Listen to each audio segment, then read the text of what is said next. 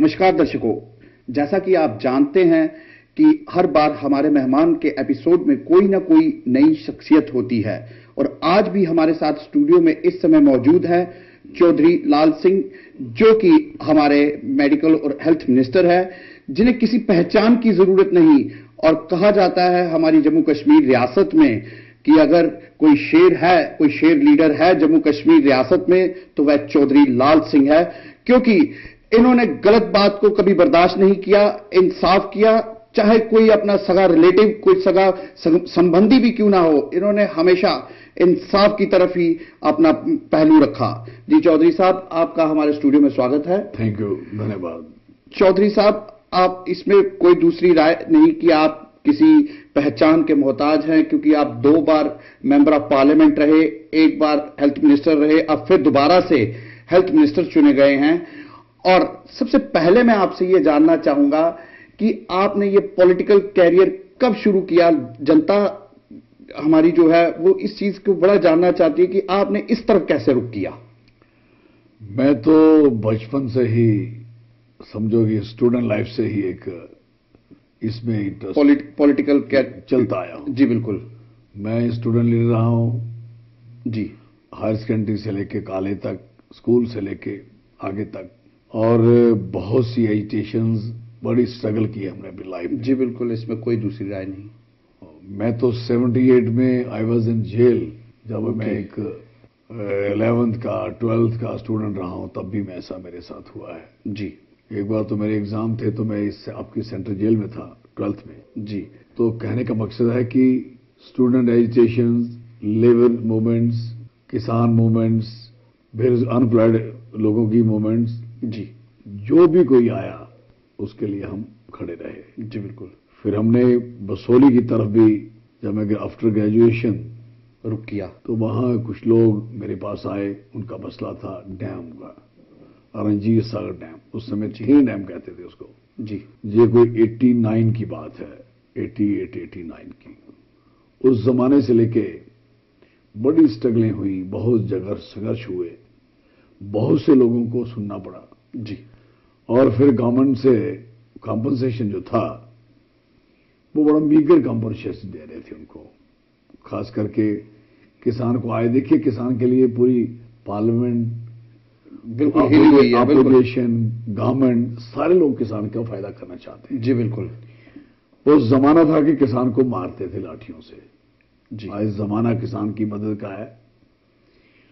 उस समय जो रेट उनको दिया जा रहा था वो बड़ा बेइंसाफी थी, नाइंसाफी थी। 1200 रुपये पर कनाल का रेट दिया जा रहा था, वो भी 6 किस्मों में। तो हमने लड़के झगड़ के 18,400 रुपये उनको इंसाफ दिलवाया। 18,400 है, उस समय की बात है। यस, जहां की 1200 की जगह। और 20-20 लाख आदमी एक एक फैमिली को मिला जी, उस जमाने में। और वो फैमिली बड़ी आज सब सर्वाइव कर रही हैं, अच्छे तरीके से जी रही हैं, और उनको रोजगार भी दिलवाया। अभी भी कोई रोजगार वापस बकाया है, जो हम अभी भी लगे हुए हैं। जी बिल्कुल। तो उसके बाद 96 में यहां गवर्नर रूल था। जी, इलेक्शन तो हो नहीं पाया, 12 साल गवर्नर रूल रहा यहां। जी, और फिर 96 में इलेक्शन हुआ। जी तो बिल्कुल। लोग मेरे पीछे लगे। मैं कांग्रेस तिवारी से इलेक्शन लड़ा। मैं पहली बार कांग्रेस तिवारी के निशान, फूल अर्पित करती बहला के निशान पे इलेक्शन लड़ा। उस समय हाथ से वोट डालते थे, अंगूठे से लगाया करते थे। तो बड़ा इंटरेस्टिंग इलेक्शन हुआ।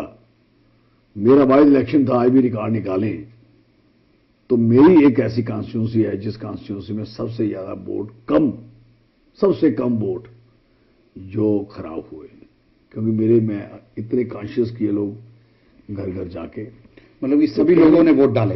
हाँ, वोट खराब होते हैं, डालते हैं तो फिर खराब होते हैं अंगूठे से, कभी सह लग जाती है, कभी अंगूठा इधर उधर लग जाता है। लेकिन लोगों ने उधर गलती नहीं की। कोई 100-125 वोट सारी कॉन्स्टिट्यूंसी से खराब हुआ। हालांकि कई बार 4-4 हजार वोट कैंसिल होता है। तो कहने का मकसद है, वो जमाना निकला, मतलब लोगों में जज्बा था। हाँ, एक जुनून था मुझे चौधरी लाल सिंह को लाने जिताने का। जी बिल्कुल। 6 साल एमएलए रहा जी, पूरी लड़ाई लड़ी। 6 साल एमएलए के दौरान फिर कांग्रेस और ये दोनों पार्टियां मर्ज हो गई। और फिर मैं पार्टी का अंदर चीफ विप रहा 96 में, और काफी देर तक वो रहा। नेक्स्ट फिर इलेक्शन आ गया 2002 का, फिर जीता। जी बिल्कुल। फिर मैं वहां सरकार बन गई, हमारी सरकार बनी तो मैं मिनिस्टर बन गया। जी। I was health and medical education minister बना उस जमाने में। तो फिर 13-14 महीने में मिनिस्टर रहा हूं। 2004 में उन्होंने मुझे पार्लियामेंट की तरफ भेज दिया। एक बहुत बड़ी इंट्रीग थी, साजिश थी। मैडम सोनिया गांधी को कहा गया कि यही एकमात्र आदमी है जो पार्लियामेंट जो हरा सकते हैं चमनलाल साहब को, अदरवाइज नहीं हारते। एक साजिश समझो, क्या समझो, भेजा। और फिर मैं वहां 2 बार एमपी रहा। 2 बार एमपी में उधमपुर डोडा कॉन्स्टिट्यूंसी सारी घूमी। यहाँ कठुआ 6 जिले हैं सारे, एक एक चप्पा शाना। मिलिटेंसी का जमाना था, 3 अटैक भी मेरे पे हुए जी। मेरे साथ कितने लोग भी मरे। तो ऐसा सिलसिला चलता रहा। हमें वहां मिनिस्टर नहीं बनाया गया, तो सेंटर में मिनिस्टर नहीं बनाया। मंत्रालय और राज्यसभा के लोगों को मिलता रहा, हमारे काम करने वाले लोगों को नहीं। गुलाम नबी आजाद को मिलता रहा, जम्मू कश्मीर से जी, उस कॉन्स्टिट्यूंसी से वही है जी। बिल्कुल। नहीं हो जो भी हुआ, इस बार फिर उन्होंने मेरी टिकट जहां से वो भी काट दी। जहां मैं 2004 में इलेक्शन लड़ा तो अपनी जगह मैडम मेरी वाइफ कांता दोत्रा, उसने इलेक्शन लड़ा जी, वो भी जीते। हाँ बिल्कुल। तो फिर इन्होंने यहां से मेरी टिकट काटी। तो बीजेपी के सीनियर लीडर्स और लीडर्स सब ने मेरे से बातचीत की और मुझे अमित शाह साहब से मिलाया 8 महीने से, क्योंकि इन्होंने बीच में इतना डांस कर दिया कि अनाउंसमेंट हुई कि एमएलसी बनाएंगे, मिनिस्टर बनाएंगे, वो भी नहीं बनाया। कुछ भी ऐसा नहीं किया। टिकट छीनी, फिर वो किया। लोगों ने बुरी तरह इनको हराया और मुझे मैं फिर असेंबली में लाया। इन्होंने मुझे अमित शाह साहब से बात हुई, फिर वो आए, कठुआ में मुझे ज्वाइन कराया। मैं 40, 50, 60 हजार 70 हजार आदमी लेके ज्वाइन की। सारी अपनी कॉन्स्टिट्यूंसी के लोग, डोडा किश्तवाड़ से लेके कठुआ, जम्मू से लेके जो मेरे साथी थे वो सब आए वहां।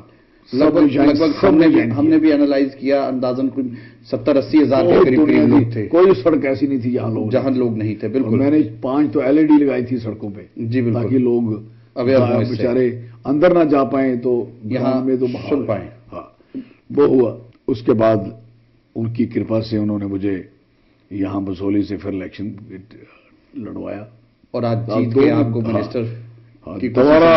और लोगों ने मेरी दुआएं इतनी की, जो जम्मू कश्मीर के सारे लोग हैं, उन्होंने एक ही बात कही कि लाल सिंह हेल्थ मिनिस्टर बने जी।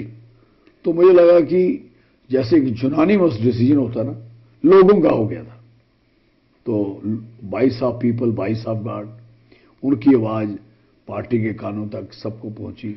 दोबारा उन्होंने हेल्थ एंड मेडिकल बनाया और इसके साथ मुझे एक डिपार्टमेंट भी, ARI एंड ट्रेनिंग डिपार्टमेंट और भी मुझे मिला है जी। वो भी बुरा हाल है, उसका भी ठीक कर लूंगा मैं जी। चौधरी साहब, अब हम आपके डिपार्टमेंट की तरफ आएंगे। ये तो आपका रहा पॉलिटिकल कैरियर। एक अहम चीज और आपसे पूछना चाहेंगे कि क्या लगता है आपको कि जो आपकी जिस कॉन्स्टिट्यूएंसी से आप जीत के आए हैं, उस कॉन्स्टिट्यूएंसी का इस समय मौजूदा क्या हालात हैं और किस तरीके से आने वाले समय में उस कॉन्स्टिट्यूएंसी को आप देखना चाहते हैं? क्या विजन है आपका? देखो, मैं तो एज ए मिनिस्टर तो पूरे स्टेट को देखूंगा जी। बिल्कुल। और कॉन्स्टिट्यूंसी तो मेरी ऑटोमेटिक काम हो जाएंगे सारे जी।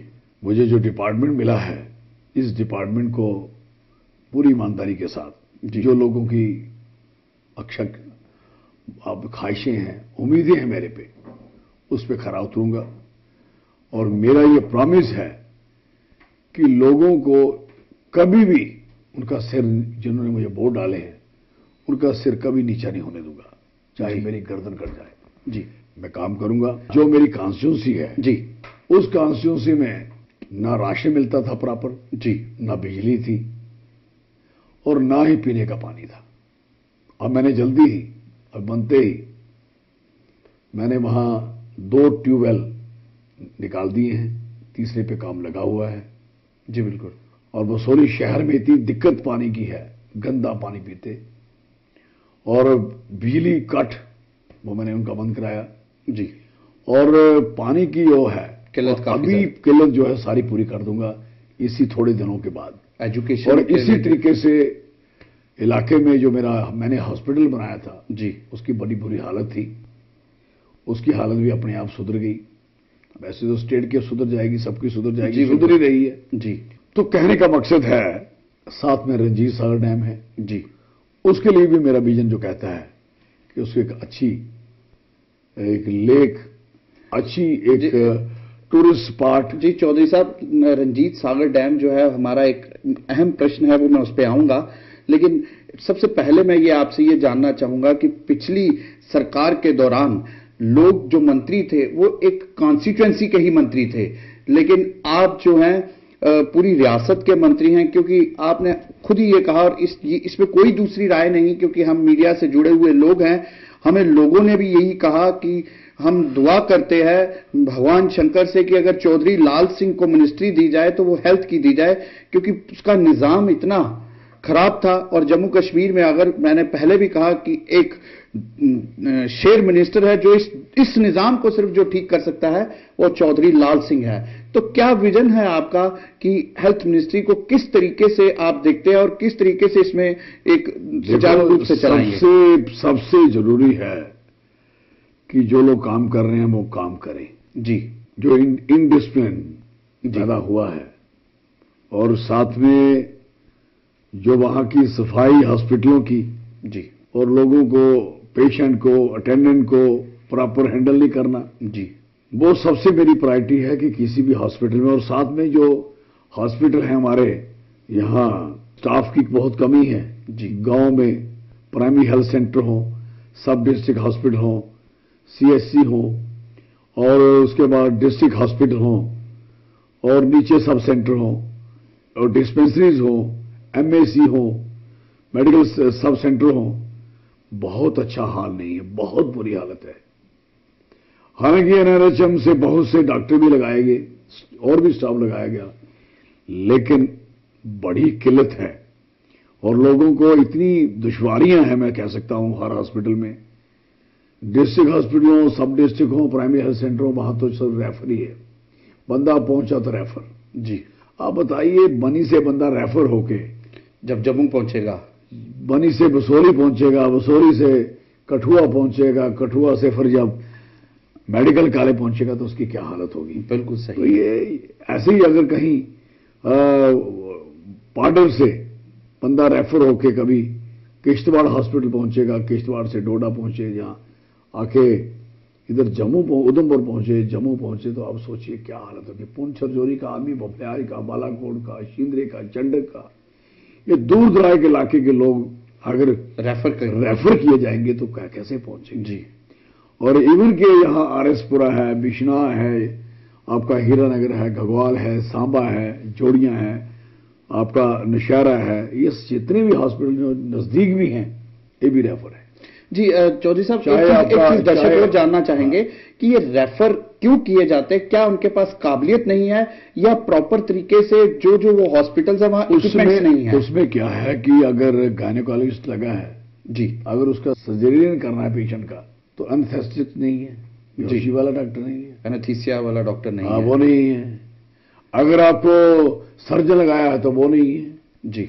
कॉम्बिनेशन जो है वो नहीं है। जब आपके पास सारी स्ट्रेंथ नहीं होगी तो आप कैसे चलाओगे हॉस्पिटल? क्या लगता है कि कॉम्बिनेशन है और काम नहीं करते, या कॉम्बिनेशन ही नहीं है? नहीं, इन्होंने क्या किया है कि जो लोग यहाँ रजिस्ट्रारशिप कर चुके हैं जी, वो वापस नहीं गए, अब आज से शुरू हो गए। आज से मैंने शुरू कर दिया, मतलब आपने कड़ा रुख अपनाना कर दिए, शुरू हो गए। आए कुछ भेजे हैं, कुछ भेज रहे हैं। तो कहने का मकसद है कि जब हॉस्पिटल में प्रॉपर स्टाफ नहीं है तो रेफर होना ही होना। हम क्या कर रहे हैं कि इस समय सारे हॉस्पिटल, डिस्ट्रिक्ट हॉस्पिटल, सब डिस्ट्रिक्ट हॉस्पिटल, सीएससी, बीएससी जितने भी हैं, सबको स्ट्रेंथन करने की कोशिश कर रहे हैं। और हमारे पास ये दो डिपार्टमेंट है, एक हेल्थ सर्विस है, एक मेडिकल एजुकेशन है। हेल्थ सर्विस इतनी स्ट्रांग रहनी चाहिए कि मेडिकल एजुकेशन का काम करें जी। मेडिकल एजुकेशन का काम ये नहीं है कि किसी को पट्टी करने का काम है। यहां छोटा सा एक्सीडेंट होता है तब वहां पहुंचते हैं, थोड़ा सा किसी का छोटा सा ऑपरेशन होता है, अपेंडिक्स का भी यहां पहुंचते हैं, या डिलीवरी का केस भी यहां होता है, यहां पहुंचते हैं जी। बिल्कुल। तो लगता है कि मेडिकल कॉलेज नहीं रहा, ये भी एक हॉस्पिटल बन गया है। और जो मेडिकल कॉलेज में काम करते हैं वो भी समझते हैं कि हम हॉस्पिटल में लगे हैं जी। हालांकि यहाँ जो काम है वो मेजर जो है सर्जरीज के लिए, मेजर सर्जरी क्या, मेजर इलाज क्या, उनको यहाँ थीसिस भी लिखने हैं, नई इन्वेंशन करनी है, खोज करनी है, लेक्चर देने हैं, पढ़ाना है बच्चे को, नई पनीरी जो हमारी आ रही है उसको अच्छे ढंग से सिखाना है। बिल्कुल। सारे लोग जो पीजी के दूसरे, आप देखिए सारा दिन वो सिर्फ क्लिनिक में रहते हैं, बाहर इमरजेंसी में और क्लिनिक में काम कर रहे हैं जी, नीचे वाले के। बिल्कुल। और यहाँ सीखने का काम है, ऑपरेशन करने का काम है, कई चीजें उनकी रह जाती हैं। क्यों रह जाती हैं? इमरजेंसी आ गई, बड़ा डॉक्टर काम कर रहा है तो छोटे वाले उससे किसी का ऑपरेशन कर रहा है तो उसको शायद वो करे ही ना, करवाए ना। जी बिल्कुल। अभी और जब तक इनको नहीं सिखाया जाएगा, अच्छा नहीं बनाया जाएगा तो हम अच्छे लोग डॉक्टर कहां से मिलेंगे? जी बिल्कुल।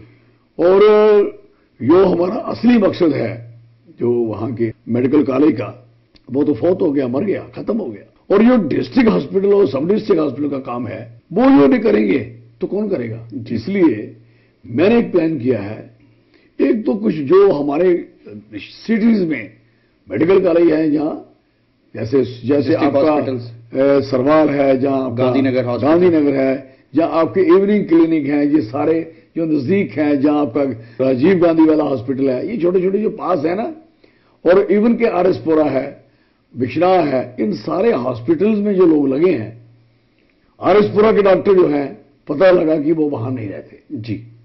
अब रहते नहीं तो पेशेंट वहां देखेगा कोई, बिल्कुल किसके सारे पेशेंट रहेगा? बिल्कुल सही है। इसलिए मैंने उस स्टूडेंट्स को कह दिया है कि अपने अपने डॉक्टर्स को वहां रोकिए जी। जो नहीं रोकेंगे, रोकेगा नहीं तो सख्ती से हम इनको निपटेंगे, क्योंकि लोगों के साथ बेइंसाफी नहीं होने। मैं आरएसपुरा गया तो 2 पेशेंट थे। बिल्कुल सही। कल मैं जाऊंगा बिश्ना, ठीक है, मैं एक करके सर्च कर रहा हूं। अभी मेरी असेंबली नहीं होती, जब असेंबली खत्म हो जाएगी फ्रॉम लखनपुर टू से लेके कीड़िया कनाल से पार और बसोली बनी का पीछे से लेके मैं सीधा पूरा जम्मू प्रोविंस घूमता हुआ कश्मीर प्रोविंस में घुस जाऊंगा जी। वो घूम के मैं फिर चला जाऊंगा लद्दाख प्रोविंस में, गर्मियों तक लद्दाख प्रोविंस में सारा चक्कर लगा के। मैं चाहता हूं कि एक अच्छे ढंग से निजाम हर चीज को देखा जाए जी। बिल्कुल। और मैं सबको कह रहा हूं कि अपने अपना जो खबरदार हो जाओ, अपने काम के लिए तैयार हो जाओ, काम करना है। और जो डॉक्टर जिसकी या पैरामेडिकल जिसको कोई प्रॉब्लम है, आई विल सॉर्ट आउट, मेरा काम है। मतलब किसी की भी कोई स्टाफ की कोई दिक्कत, किसी डॉक्टर की प्रमोशन हो, किसी आदमी की डीपीसी करवाने वाली हो, कुछ भी हो, ये मेरा काम है जी। बिल्कुल। लेकिन वो जो उनका काम है पेशेंट केयर करना, वो उसकी तरफ ध्यान दें, उसी उतना ही ध्यान दें। और जो लोग, मैंने एक प्लान किया है कि जो लोग जो मैं कह रहा था शहरों में लगे हैं, जैसे मुझे पेडियाट्रिक्स चाहिए, गायनेकोलॉजिस्ट चाहिए, सर्जन चाहिए, जिस हॉस्पिटल में एनेस्थेसिस्ट चाहिए, जहां भी चाहिए, यहां नहीं है ये पहले देख रहा हूं कि ये पेडियाट्रिक्स कहां, पहले फर्स्ट पोस्टिंग कहां हुई, सेकंड कहां, थर्ड कहां, फोर्थ कहां, फिर वो सारा मैं निचोड़ निकालूंगा कि ये जो डॉक्टर है इसके साथ जायती हुई या इसके या ये इन्फ्लुएंशियल डॉक्टर रहा, जिसके साथ भी जायती हुई होगी जी, उसको उसके साथ इंसाफ होगा, जस्टिस होगा। और यहां भी जिसने ये इसी में मैं रोकता हूं चौधरी साहब, बड़ा अहम चीज आप बता रहे हैं। हमारे दर्शक, हमारे जो जनता सुन रही है, वो हमारे पास भी आई थी कि जब चौधरी लाल सिंह आपके स्टूडियो में आए तो उनसे ये प्रश्न जरूर पूछिएगा कि जो डॉक्टर कौम है वो एक इन्फ्लुएंशियल कौम रहती है और वो प्रॉपर दूर दराज के एरिया में ना जाके यही काम करते हैं, और साथ में वो जो आपने रेफर का एक कहा, वो रेफरेंस शाम को क्लिनिक की भी रेफरेंस होती है। तो इन सब चीजों पे नकेल लगाने के लिए चौधरी लाल सिंह का क्या कदम होगा? देखो, मैं किसी डॉक्टर या पैरामेडिक को, किसी बंदे को नकेल लगाने वाला इंसान नहीं। तो मतलब इन चीजों पे मैं काम करवाने के लिए आया हूं, गलत काम पे नकेल। और जो भी गलत करेगा, जो उसकी हक में जो चीज बनेगी जी कानूनी, उसको तो मैं करूंगा। और जो आदमी अच्छा काम कर रहे हैं उनको हम पूरी सपोर्ट करेंगे। और मेरा कहने का मकसद है कि जितने भी हमारे चाहे मैं डेफिनेट इन्फ्लुएंशियल होते हैं, जो भी किसी के घर में आपको एक बार 2 बार कोई बंदा देखने आएगा घर में जी, तो आप भी उसकी सिफारिश तो करें। बिल्कुल सही है। और ये होता है, हमारे पास आए, उस पर ऐसा है। लेकिन हम कहते हैं कि जो डॉक्टर शहर में बैठा, उसको रेजिडेंशियल अलाउंसेस मिलते हैं, फैसिलिटेट है, और यहां वो रेजिडेंस उसको बिहार में ले लेता है, कहीं ले लेता है जी, तो वो सस्ते में मिलके उसके 4 पैसे भी बचते हैं, पढ़ाई भी कर लेता है और क्लिनिक भी चला लेता है। जी। जो गांव में रहता है डॉक्टर, जो ना उसको रेजिडेंशियल अलाउंस नहीं मिलता, हालांकि उसको हार्ड अलाउंस मिलना चाहिए, उसके लिए मैंने कह दिया अपने डिपार्टमेंट को कि एक प्लान करिए हार्ड अलाउंस के लिए, ताकि ये लोग जो दूर जाते हैं, दूर दराज जाते हैं। देखिए डॉक्टर कोई जो भी डॉक्टर बनता है कोई आम आदमी नहीं बन सकता है, पढ़ा लिख के, बिल्कुल सही कह रहे हैं, अच्छा नौजवान डॉक्टर बनता है जी, अच्छी बच्ची डॉक्टर बनती है, इंटेलिजेंट बच्चा होता है, और उसके रहने का इंतजाम अगर गांव में नहीं है तो डॉक्टर भी क्या महसूस करता है कि क्या है। तो हमने क्या प्लान किया है, यहां भी प्राइमरी हेल्थ सेंटर है, जो नई बिल्डिंग बनती है उसका मकान, उसका रेजिडेंस बनेगा। इसी तरीके से डिस्ट्रिक्ट हॉस्पिटल में भी रेजिडेंस बने हैं, और रेजिडेंस अभी यूज नहीं हुए, मैंने ये भी देखा है जी। जहां जहां भी बने हैं, और जिन डॉक्टर के लिए बने होते हैं वो होते हैं स्पेशलिस्ट के लिए, पहले प्रायोरिटी उनकी होती है, क्वार्टर्स जो बने रहते हैं specialist, B grade specialist, A grade specialist, उनके लिए होते हैं। और जो बने होते हैं वो डॉक्टर जाके फिर शहर में रहे, जैसे मेरे कठुआ के डॉक्टर जी, तो वो कठुआ शहर में रहते हैं और हॉस्पिटल में नहीं रहते हैं जी। बिल्कुल। उनको जब कॉल जाती है तो एक तो पहले कॉल जब जाती है तो गाड़ी लेने जाती है एम्बुलेंस, फिर एम्बुलेंस लेके वापस आती है, 6-7 किलोमीटर का सफर बनता है जी, डीजल खर्च होता है, और ये पेशेंट तरसता और तड़फड़ा होता है, जिसको एम्बुलेंस चाहिए होती है। नहीं एम्बुलेंस ही चाहिए होती है, जो वहां पे इलाज करवाने के लिए कॉल की होती है जी। तो मेरा कहने का मकसद है जहां भी क्वार्टर होंगे उन डॉक्टर को क्वार्टर में जाना होगा, और क्वार्टर में नहीं जाएंगे उनका जो अलाउंस है जिस डॉक्टर के नाम पे हुआ है उसका अलाउंस भी हम कैंसिल कर देंगे सबका, ताकि वो उस जगह चले जाएं। बिल्कुल सही। वो हॉस्पिटल में रहेंगे और ना उसके लिए एम्बुलेंस भेजी जाएगी उनके लिए, और ना ही उनके लिए एक किसी को तकलीफ होगी। जाएंगे, कॉल किया डॉक्टर साहब वो आए और वहां पेशेंट बीमार है, ऐसे ऐसे आया है, आप आइए, और वो 1 मिनट चक्कर लगाएगा, रात को 2-4 चक्कर भी लगा सकता है जी। बिल्कुल। जब घर डॉक्टर ही वहां रहता है, और शाम को इसलिए कठुआ या उधमपुर या डोडा या इन जगहों पे इसलिए वो शहरों में रहते हैं, वहां जितनी दुकानें होती हैं वहां काम कर रहे होते हैं जी। बिल्कुल सही। दुकानों में काम करते हैं, अपने हॉस्पिटल में रहेंगे और दुकानदारी करने जाएंगे तो अपनी गाड़ी लेके जाएंगे जी, राइट। और ऑन कॉल होते हैं स्पेशलिस्ट, जो भी डॉक्टर होता है वो कोई भी डॉक्टर अपने एरिया नहीं छोड़ सकता, लोकेशन नहीं छोड़ सकता। होता क्या है कि मैक्सिमम, जैसे मैं कह रहा था कि आरसपुरा के डॉक्टर मुझे लोग सुनाया, मैं पूछा कि सारे जम्मू वापस आ जाते हैं। उससे क्या हो रहा है कि रात को कोई पेशेंट आ जाता है तो ऐसे अखनूर है, ये इलाके हैं खाली रहते हैं। अब इन इलाकों में डॉक्टर्स को जहां जहां भी बिल्डिंग बनी है वहां रहेंगे, और जिनके पास वो नहीं है वो अलाउंस उनको मिलता है, उसका इस्तेमाल करें, और कम से कम आके लोगों का ख्याल इंतजाम हो जाए। तो हमारा कहने का मकसद है कि ये हमारी प्लानिंग है। और दूसरा नंबर, जो भी डॉक्टर, जो भी पेशेंट इमरजेंसी में आता है, जैसे हमने यहां शुरू कर दिया है इस समय मेडिकल कॉलेज में, इसी तरीके से हम डिस्ट्रिक्ट, सब डिस्ट्रिक्ट इमरजेंसी में सारे शुरू कर देंगे जी। बाहर हमने बोर्ड लगा दिए हैं, मे आई हेल्प यू, 4 बंदे खड़े किए हैं, वो 4 आदमी जो भी पेशेंट आएगा उसको लेके अंदर डॉक्टर, सीएमओ वगैरह उनको सबको दिखाएंगे जी। और ये भी हमने कह दिया है कि कोई भी इमरजेंसी में डॉक्टर है, इमरजेंसी जिसके पेशेंट के लिए है जी, उसके अटेंडेंट को कोई भी प्रिस्क्रिप्शन की कोई पर्ची थमाएगा नहीं, जाओ जाके वो ले आओ, मेडिसिन ले आओ, वहीं से उसकी दवाइयां उसको दी जाएं, प्रोवाइड की जाएंगी, और वो नहीं है उसका इंतजाम करके रखो। ये हमने कह दिया, हॉस्पिटल फंड से जहां से पॉसिबल है आप दवाइयां रखो।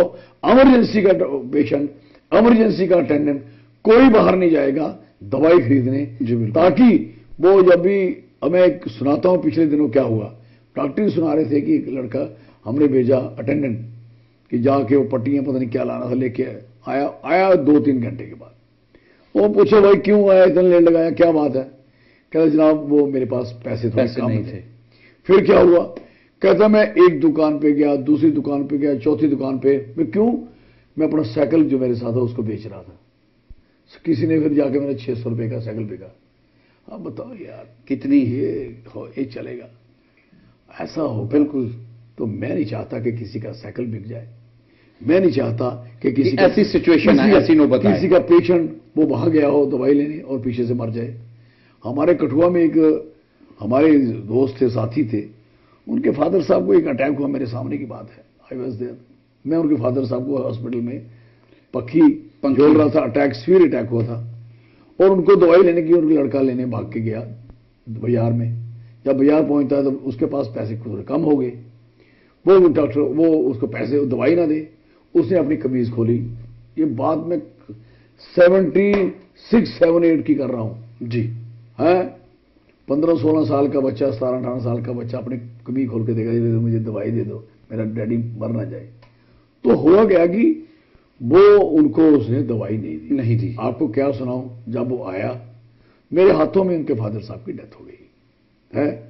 तो कहने का मकसद है, जब हालांकि वो दवाई ले सकते थे, अगर वो उसको पहले पता होता, घर से पैसे ले आते, कुछ होते।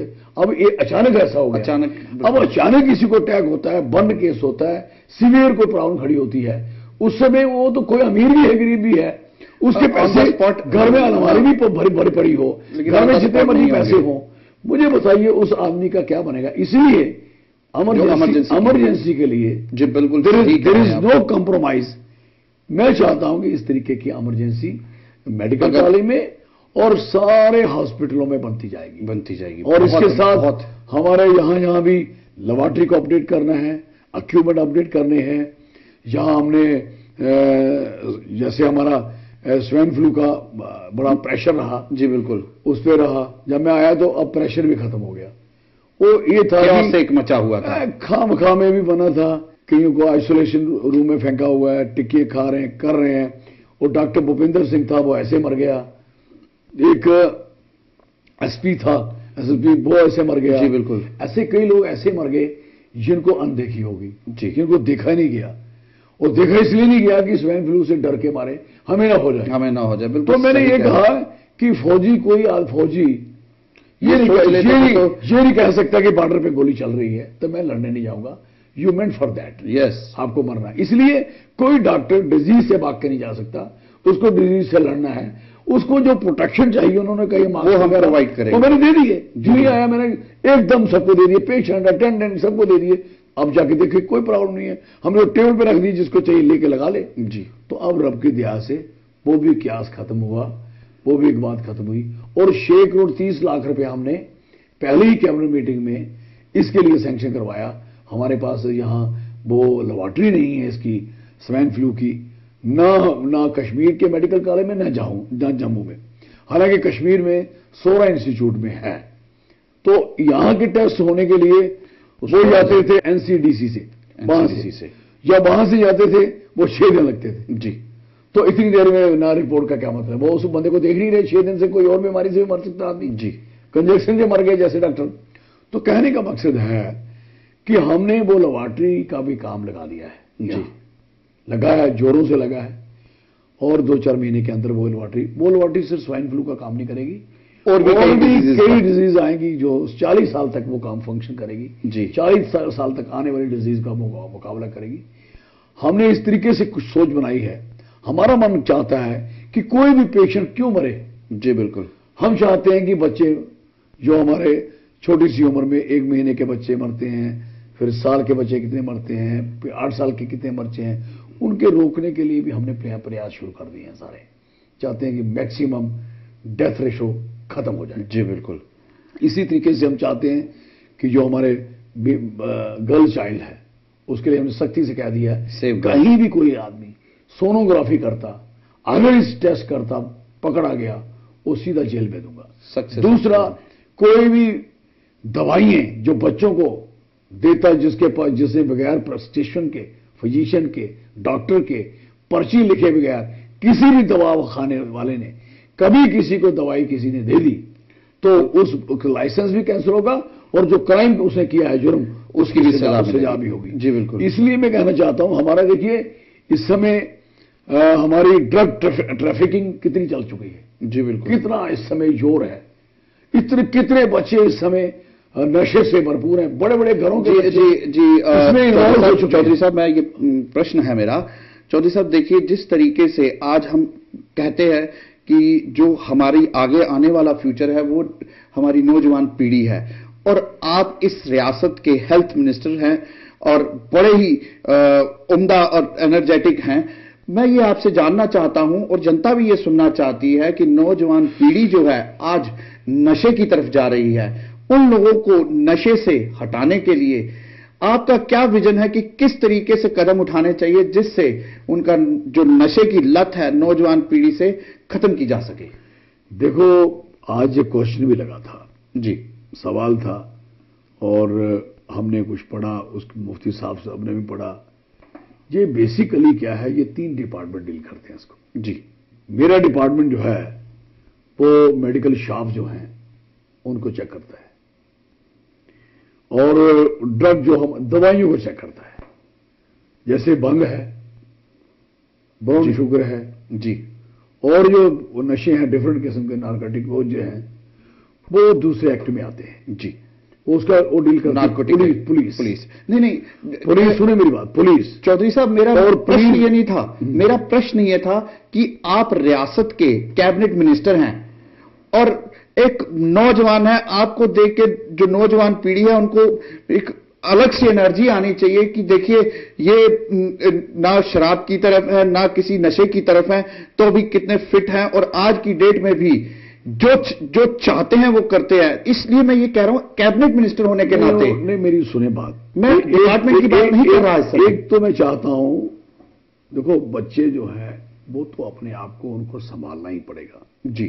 अगर उनको हमारी जमीन लेनी है, मैं चाहता हूं हमारी अच्छी जमीन है, हमसे अच्छे बने जी, हम जहां हैं हमसे आगे बढ़े, बिल्कुल, और उनकी सेहत हमसे अच्छी रहे जी, और लंबी आयु जिए, और हमारे जम्मू कश्मीर के लोगों में पोटेंशियल भी बड़ा है, उनकी जो आने वाली उनकी भी जो नस्लें हैं, बच्चे होंगे, परिवार होंगे, कम से कम देखें। हमने तो, मैं आपको बताता हूं, मेरा अपना एक्सपीरियंस है, मैं चाय नहीं पीता जी, सिगरेट मैं नहीं पीता जी, हमें पता है, शराब मैं नहीं पीता, बियर मैं नहीं पीता, किसी नशे में कभी पी भी नहीं जी। चाहे मैं 78 में 11th क्लास का स्टूडेंट था, छोड़ दी थी जी।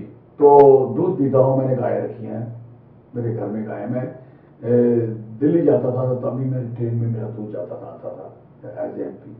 मैं मिनिस्टर था उधर कश्मीर में, तो गाय ले गया था। तो मैं चाहता हूं कि कम से कम लोगों को, बच्चों को अपनी सेहत का ख्याल रखना चाहिए जी।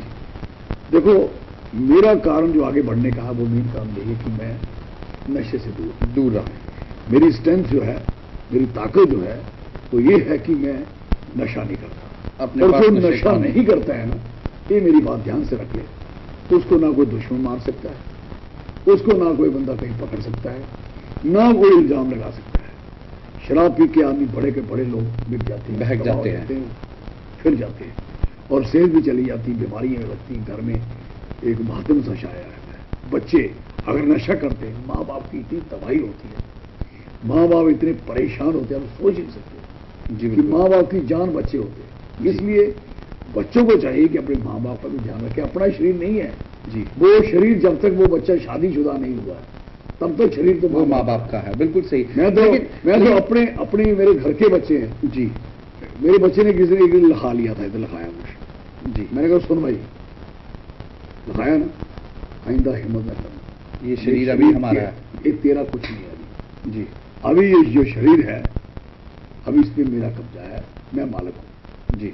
और तेरा काम है कि शरीर जो मैं कहता हूं खा पी अच्छी सेहत बनाओ।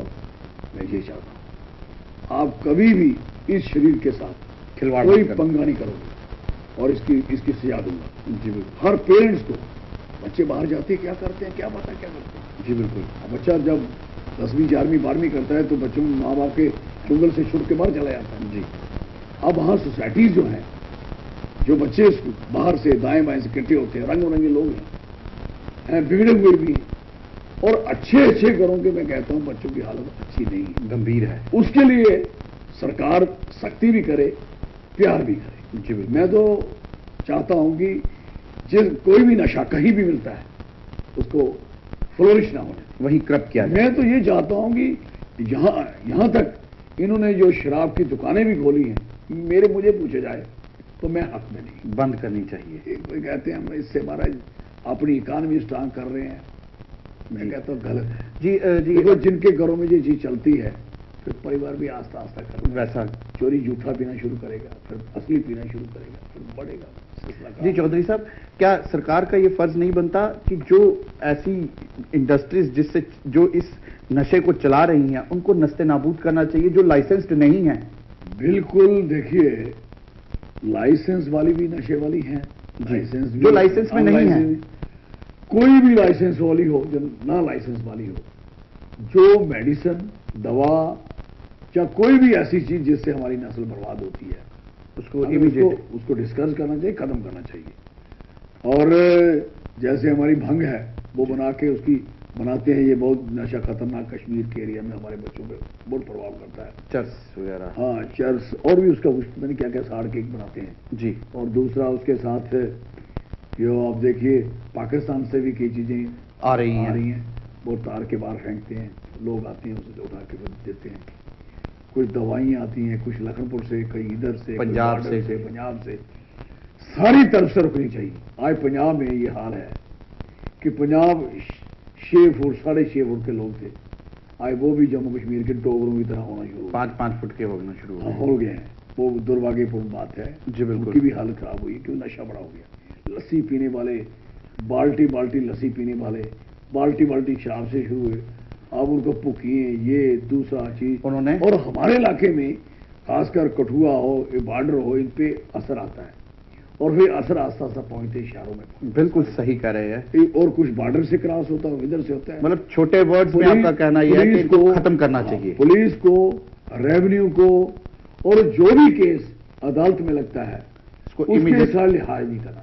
उसकी 3 साल सजा है तो 3 साल मिलनी चाहिए, वो उसकी कोई भी सुनाई नहीं होनी चाहिए। जो भी नशा देने वाला है कोई सुनाई नहीं होनी चाहिए। मैं चाहता हूं इससे तो कातिल अच्छा है कि कम से कम झगड़ा हुआ है, लेकिन ये कौन आदमी है जो स्लो पॉइजन से दुनिया मारना चाहती है? जी बिल्कुल ठीक है।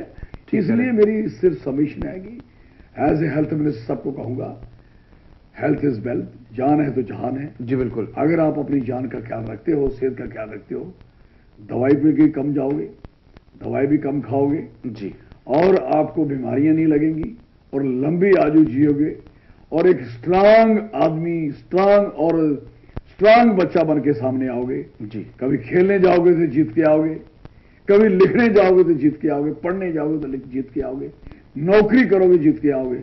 कोई भी नशे वाला आदमी कभी भी कामयाब है भी तो उसकी कोई कामयाब नहीं। अगर वो ना करे, अगर वो कामयाब है ना करे तो कितना कामयाब होगा? जी बिल्कुल। जिसकी आयु अगर 60 वर्ष है तो सिगरेट पी रहा बचपन से, सिगरेट से 1 मिनट उम्र कम होती है। जी बिल्कुल ठीक कह रहे हैं जी चौधरी साहब। और अगर वो ना पिए तो उसके 80 साल से मरेगा। मतलब और छोटे शब्दों में हम कहें तो नशा जो है हमारे लिए बहुत बुरा है, और आपका मानना यह है कि हमें हर नशे की चीज को त्याग देना चाहिए, बंद कर देना चाहिए। जी चौधरी साहब, समय की नजाकत को देखते हुए एक आखिरी प्रश्न आपसे पूछूंगा जो कि बड़ा अहम प्रश्न है, खासकर जम्मू प्रोविंस के लिए जो आपकी कॉन्स्टिट्यूएंसी में है इस समय। और मैं चाहता हूं कि आप जैसा लीडर जो है इस समय कैबिनेट में बैठा हुआ है, तो जरूर जम्मू प्रोविंस को भी वो नायाब तोहफा मिलना चाहिए।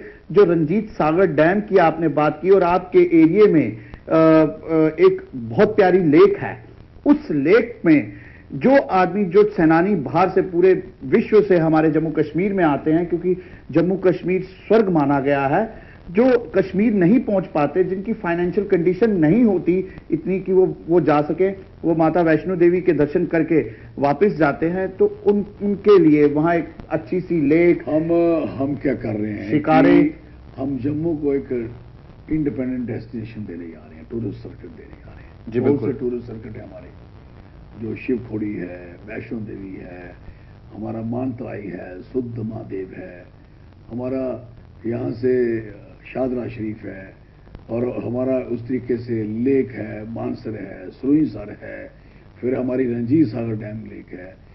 सबको हम कनेक्टिविटी उस तरीके से ले रहे हैं, तो सर्किट बना रहे हैं सबके, ताकि यात्रु आए, देखे, काफ़ी देर काटे और हमारी इकानमी जो है और स्ट्रांग हो, मजबूत हो जाए। और हमारी ख्वाहिश है कि हम चाहते हैं कि जो रंजीत सागर डैम है वहाँ स्पोर्ट्स की स्विमिंग स्पोर्ट्स हो, वहाँ खेलें, वहाँ म्यूजिक फाउंटेन चलें जी, बहुत कुछ प्लान किया रिजॉर्ट वगैरह बने। हमने कोई मेरे हिसाब से कोई 150-200 करोड़ रुपए का प्लान मैंने बनाया हुआ है। कोशिश कर रहे हैं कि उसको डेवलप किया जाए। तो लगभग कितना समय लगेगा इसको डेवलप होने में? नहीं, वो ये डिस्कशन अभी कॉमन मिनिमम प्रोग्राम में आ गया है जी, अब डिस्कशन में भी आ गया है, अब बजट के साथ भी डिस्कस करेंगे, डील करेंगे। तो मुझे लगता है कि सारे जो सर्किट है, ये टूरिस्ट है, ये सारा सिस्टम, दो किस्म के टूरिस्ट होते हैं, एक रिलीजियस होता है और एक मजा लेने आया होता है। जी बिल्कुल। दोनों टूरिस्ट को अट्रैक्ट करने के लिए हम उसको जहाँ उसको रखें और हमारे लोगों की माली हालत सुधरे। जी, हमारा टूरिज्म जो है अगर स्ट्रांग होता है तो हमारी रियासत की इकोनॉमी बहुत, और दूसरा इंडस्ट्री हमारी, दोनों ही जैसे हम उनके इंसेंटिव देने की बात कर रहे हैं, उनके इंसेंटिव बढ़ने चाहिए और कुछ रियायतें उनको देना चाहते हैं और देना चाहते हैं ताकि यहां भी इंडस्ट्री लगे, इंडस्ट्रियलिस्ट को तंगी ना हो, तकलीफ ना हो। होता क्या है कि उसको एक हम मंत्री साहब दोनों इकट्ठे थे, इंडस्ट्री वाले बात कर रहे थे कि एक इंडस्ट्री लगाने वाले को इतनी फॉर्मेलिटीज हैं, या कोई भी काम करना छड़ी फॉर्मेलिटी। जी बिल्कुल, सुचारू रूप से काम नहीं होता। मैक्सिमम कागज कागज कागज, एनओसी। भाई यहाँ स्कूल है नहीं उस एरिया में, तो उससे एनओसी क्यों लेना? हॉस्पिटल है ही नहीं, तो वहां से एनओसी क्यों लेना? वहां आपका कोई और सेंटर ही नहीं है, आजू बाजू कुछ नहीं है, पोल्यूशन से एनओसी। वहां कमेटी नहीं है, तो कमेटी से क्यों लेना? वहां ब्लॉक ही वहां वो नहीं, उससे क्यों लेना? वहां पंचायत घर नहीं है, उससे क्यों लेना? हद है। ये जो एनओसी है, हमने कहा कि इनको मिनिमाइज करिए और उसके बाद सीधा जाके जो पोल्यूशन का काम है वो जाके खुद देखे कि पोल्यूशन वाला करता है, ये सर्टिफिकेट नहीं, ये सर्टिफिकेट नहीं, यू गो देयर विजिट और वहां जाके देख।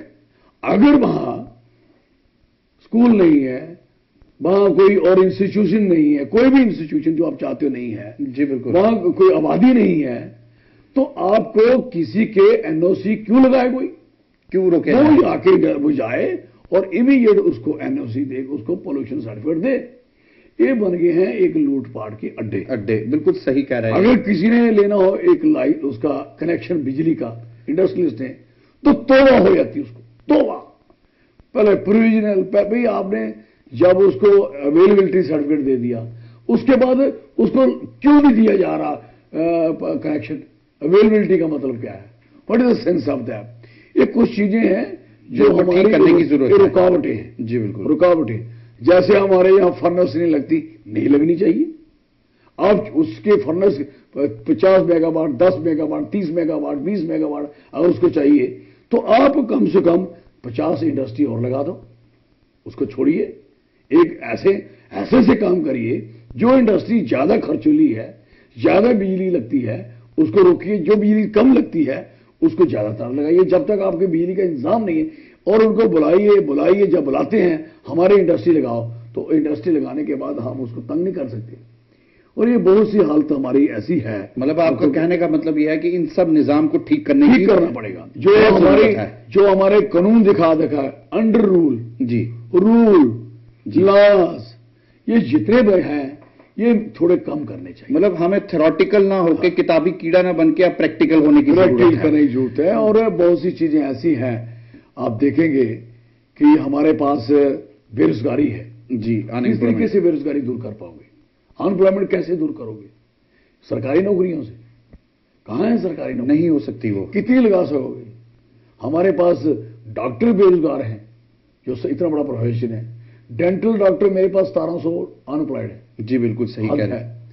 और मैं उनके लिए भी प्लान कर रहा हूं कि जो यहां भी प्राइमरी हेल्थ सेंटर में वो पोस्ट सैंक्शन है उसकी करें और 2 पोस्टेज वहां रखें। सीएससी में जो कम्युनिटी हेल्थ सेंटर है या सब डिस्ट्रिक्ट है, वहां एक कंसल्टेंट रखें और 2 वहां दूसरे डॉक्टर रखें। ऐसे हमने सर्जन रखे होते हैं, एमबीबीएस डॉक्टर 4-4, 5-5, 10 लिखाए होते हैं। इन डेंटल डॉक्टर को भी बढ़ाया जाए। आए के जमाने में हर बंदा दांत ठीक चाहता है। जी बिल्कुल। और बुजुर्गों को तो बहुत तकलीफ है, दिक्कत है। और दांत कब खराब है तो उसका पेट खराब है, दांत नहीं है तो पेट पहले खराब है, डाइजेस्टिव सिस्टम खराब है। एक चक्की है उसकी, जी बिल्कुल, ये पीसती है। जब खुराक पीस के नहीं जाएगा तो बीमार नहीं ठीक होगा। और इससे स्माइलिंग भी है, हंसता है तो दांत दिखते हैं। अगर दांत नहीं दिखते हैं तो उसकी शक्ल बिल्कुल रौनक है चेहरे की। तो कहने का मकसद है इसके लिए मैं चाहता हूं कि जो दांत ठीक करने वाले लोग हैं उनको हम ऑब्जर्व करने की कोशिश करेंगे, पूरी प्लानिंग करेंगे, यहां जहां डॉक्टर के तहत सिस्टमैटिक, जहां डॉक्टर चाहिए, जहां जहां पैरामेडिकल चाहिए, कोई इंस्टीट्यूशन हर बंदा हेल्थ कॉन्शियस होते जा रहा है। जब वो हेल्थ कॉन्शियस होते जा रहा है तो सरकारों को भी हेल्थ कॉन्शियस उसका इंतजाम भी करना पड़ेगा। जी बिल्कुल। उसके इंतजाम के लिए हमारे क्या है कि बाहर के जो बड़े बड़े प्राइवेट हॉस्पिटल हैं वो लोगों के खाल खा रहे हैं, उधेड़ उधेड़ के खा रहे हैं, चमड़ी उधेड़ के खा रहे हैं। इतना एक्सपेंडिचर है कि गरीब आदमी सारी जायदाद भी बेच दे तो उसका इलाज नहीं होता। बिल्कुल सही कह रहे हैं। उल्टी डेड बॉडी लेने के लिए पैसे नहीं रहते, बहुत बुरा हाल है। तो मैं चाहता हूं दरमियाना आदमी, lower middle man, upper middle man और बीपीएल के लिए तो मैंने कहा कि जो भी अपना सर्टिफिकेट, चाहे वो राशन का, चाहे IMI का, ब्लाक का, कोई भी लेके दिखाता है, चाहे देखने में गरीब भी लगता है, तो उसका फ्री इलाज करिए। किसी भी किस्म का उस पर कोई भी नहीं होना चाहिए। इमरजेंसी के लिए सबको कहा है, सबका इलाज होना फ्री होना चाहिए। जी चौधरी साहब, इसमें कोई दूसरी राय नहीं कि डिस्कशन जो है ये बहुत बड़ी है, लेकिन समय की नजाकत को देखते हुए हम इस समय आपसे विदाई लेंगे। दर्शकों, ये थे हमारे साथ चौधरी लाल सिंह, जो कि हमारी रियासत के कैबिनेट मिनिस्टर हैं और सबसे दिलेर और इनोवेटिव आइडियाज को रखने वाले मिनिस्टर है। ये चाहते हैं कि जो सिस्टम पहले हमारे पास है, जो डिफंग है, उसको सही किया जाए। इनका विजन बिल्कुल क्लियर है कि आने वाली नौजवान पीढ़ी जो है वो हमारी एजुकेशन की तरफ आए, एम्प्लॉयमेंट की तरफ आए। हम उनको एम्प्लॉयमेंट भी देंगे और नशे से उनको बिल्कुल छुटकारा दिलवाने के लिए हम वचनबद्ध हैं और कोशिश करेंगे कि किस तरीके से उनको नशे से दूर रखा जाए। और इन्होंने स्पष्ट शब्दों में यह भी कहा कि हम रियासत में अमन और शांति बहाल करने के लिए आए हैं और वो करके रहेंगे, जो कि ऑनरेबल प्राइम मिनिस्टर का सपना है कि जम्मू कश्मीर में फिर से शांति बिल्कुल सुचारू रूप से बहाल होगी। और ये उन्हीं नक्शे कदम पर इस समय चल भी पड़े हैं। जी चौधरी लाल सिंह जी, आपका हमारे स्टूडियो में आने के लिए धन्यवाद।